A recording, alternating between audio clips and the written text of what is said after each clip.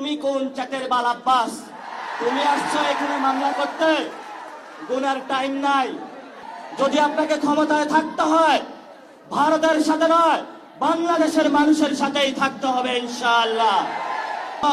হিন্দু ধর্ম, খ্রিস্টান ধর্ম, সকল ধর্মকে একসাথে নিয়ে মুসলিম ঐতিহ্য রক্ষা করে একটি সুন্দর জীবন যাপন করতে চাই। এই জীবন যাপনের বিরুদ্ধে যদি আপনারা জিয়াউর রহমান খালেদা জিয়ার পদ থেকে সরে গিয়ে দাঁড়াতে চান, তাহলে আপনাদেরকে বাংলাদেশের মানুষ আস্থা করে নিক্ষেপ করবে, যেভাবে শেখ হাসিনাকে নিক্ষেপ করেছিল। এজন্য তারেক রহমানকে আমরা অনুরোধ করব, আপনি যেভাবেই ক্ষমতায় আসুন না কেন, ভারতের সাথে হয়তো চুক্তি করে এসেছেন, এখন তো ক্ষমতায় অধিষ্ঠিত হয়েছেন, এখন একটু চুক্তিটা ভঙ্গ করে দেন। যদি আপনাকে ক্ষমতায় থাকতে হয় ভারতের সাথে নয়, বাংলাদেশের মানুষের সাথেই থাকতে হবে ইনশাআল্লাহ। আপনাকে রিফর্ম অ্যাসেম্বলি গঠন করতে হবে। 12 তারিখে সংসদ অধিবেশন বসতেছে। আমরা সরকারকে অনুরোধ জানাবো, দ্রুত গতিতে বাংলাদেশের মানুষ যে জনরায় দিয়েছে সে অনুযায়ী রিফর্ম অ্যাসেম্বলি করুন। এবং আমাদেরকে যারা খুন করেছিল, শেখ হাসিনাকে ভারত থেকে নিয়ে এসেছে বাংলাদেশে ফাঁসির কাস্টে ঝুলান, তাহলে আমরা বুঝতে পারবো আপনি শহীদ জিয়াউর রহমানের ছেলে, না হলে আপনার সেই জায়গাটা ভরসা পাবো না।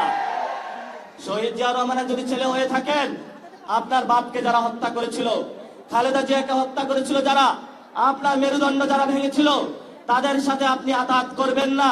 তাদের সাথে যদি আপাত করেন, তাহলে বিএনপির যারা নেতাকর্মী রয়েছে তারাই বিদ্রোহের পতাকা বাংলাদেশ উত্থাপন করবে। অনেক আমরা সহ্য করেছি। এই যে আমার নামে আজকে একটা মামলা হলো, মানহানির মামলা। ওই ব্যক্তি চাঁদাবাজি করে, সন্ত্রাসী করে, এমন লোকের কোনো মান থাকতে পারে না। যার মান আছে তারই তো মানহানি হয়। মামলা করেছে আরেকজনকে দিয়ে, গোপনে গিয়ে হলো সাক্ষী হিসাবে উপস্থিত হয়েছে। এগুলাকে আমরা বলবো গুপ্ত। আপনি ঢাকা হাটে ফেল করেছেন, লিখে রাখুন জনাব আব্বাস। আপনাকে তারেক জিয়া এসে রক্ষা করেছে। তারেক জিয়া যদি এসে রক্ষা না করত, তাহলে আপনি মির্জা আব্বাসের ছুনোপুটিও আমরা ঢাকা হাটে খুঁজে পাইতাম না। হালে পানি আছে, এখনো বেঁচে থাকার সুযোগ আছে। ভদ্র হন, ভদ্র হতে শিখুন। আমরা সভ্য সমাজে বসবাস করি, অসভ্য আচরণ করবেন না। অসভ্য আচরণ যদি করেন, কিভাবে আপনাকে সভ্য করতে হয়, আপনাদেরকে সভ্য করতে হয়, এটা আমাদের ভালো করে জানা আছে। ওরা আমাদের ভয় দেখায়, আমরা এক আল্লাহ ছাড়া কারো কাছে ভয় পাই না। মামলা হামলা অনেক আগেই পার করেছি। শেখ হাসিনার আমলে রিমান্ডে নিয়ে আমাকে মাথা নিচের দিকে দিয়ে, পা উপর দিকে দিয়ে সারা রাত নির্যাতন করেছিল, কখনো আপোষ করার চেষ্টা করি নাই। তুমি কোন চাটের বাল আব্বাস? তুমি আসছো এখানে মামলা করতে? গুনার টাইম নাই। সিনিয়র সিটিজেন আসেন, সিনিয়র সিটিজেন আসেন, আমরা সম্মান করতে চাই।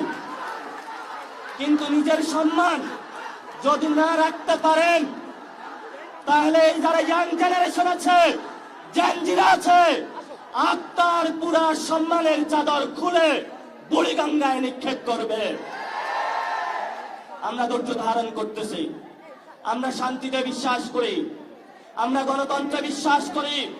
ওই দিন নির্বাচনের দিন আমি যদি সেইখানে কনফ্রন্টেশনে যেতাম, হাজার হাজার স্টুডেন্ট হসপিটালে থাকতো। আমি গণতন্ত্রে বিশ্বাস করেছি, কিন্তু গণতন্ত্রের নামে আপনারা ইঞ্জিনিয়ারিং করেছেন। আমরা এখনো সহ্য করছি। দ্রুত রিফর্ম অ্যাসেম্বলি করেন, দ্রুত বাংলাদেশের সংস্কার বাস্তবায়ন করেন, দ্রুত বাংলাদেশের শহীদদের বিচার বুঝিয়ে দেন, আহতদের বিচার বুঝিয়ে দেন, শহীদ ওসমান হাদি ভাইয়ের বিচার বুঝিয়ে দেন। ধর্ষণ বন্ধ করেন। নরসিংদীতে গতকাল একটি ধর্ষণ হয়েছে। আপনার সন্তান আছে, তাকে আপনি নিরাপত্তার চাদরে আবৃত করে রাখেন। আমার সন্তান, আমার মা বোনের যেদিন নিরাপত্তা দিতে পারবেন, সেদিনই আপনি জনতার প্রধানমন্ত্রী হবেন, এর আগে হবেন না, হবেন না। আমরা একটা আশঙ্কার মধ্যে দিনাতিপাত করছি। আইন শৃঙ্খলার অবনতি হয়েছে। এই বরিশালবাসী আওয়ামী লীগের অনেক নির্যাতন সহ্য করেছে। শেখ হাসিনার আত্মীয় স্বজনকে তারা বসিয়েছিল এখানে। কিন্তু বরিশালবাসী অগ্নিজরা বক্তব্য, রাজপথে লড়াই করে এইখানে যারা আব্দুল্লাহ গম ছিল সকলকে ইন্ডিয়াতে বিতরণ করেছিল। বরিশালবাসীর সাথে কেউ পাঙ্গা নিতে আসবেন না।